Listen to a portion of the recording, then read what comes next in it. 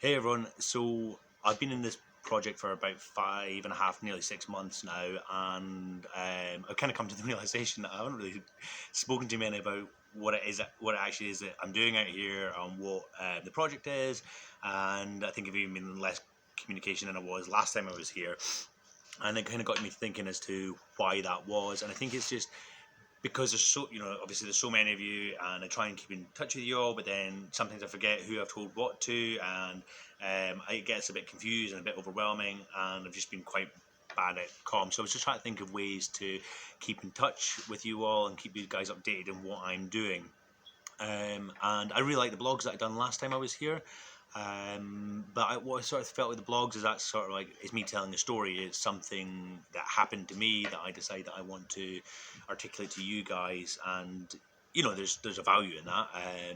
But I also felt like it is, like I say, it's very much driven by me. Whereas this sort of feels it's nice because I can ask you guys actually, what do you guys want to know about what I'm doing out here? What do you want to know about the project? What don't you know? Because I think some of the things that I think you guys might not want to know, you actually might. I know you. I think you all know that I asked what you were interested in learning about, and what most of you said was just like what my day to day is like, what my life is like here, and those are things I really enjoy talking about because I have a lot of fun here. I have a lot of laughs. It's a really great team, but I never thought to tell you about it, and it's difficult to put that into a blog. Whereas it's maybe a little bit nicer to talk about one on sort of one on one in this fashion. So the idea of this is maybe to try and cover some of those things a little bit more organically, and then like so you guys can ask me anything, and I'll try and answer it.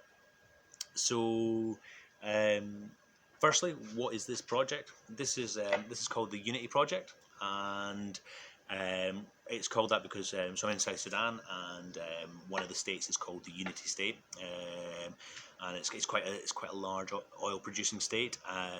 It's been the centre of a lot of conflict throughout the years, and the Unity Project is one I'm in, and it's based here in Bentiu Town in the north of the state. But in the south of the state, so we call Southern Unity, not exactly a code there, but in Southern Unity we have some outreach sites where we go to the community. So these people fled conflict when Lair Town was sacked during the crisis in 2016. It's been sacked a few times before. The community fled the violence into the swamps, and whilst all other actors fled, we went with the community, and that's what I was doing last time, and directly flying out to the swamps and supporting the community. This time it's a bit more remote, and in Lair Town, again where I was last time, is where our main clinic is, or not main clinic, but the bulk of our medical activities. That's a proper hospital with a maternity,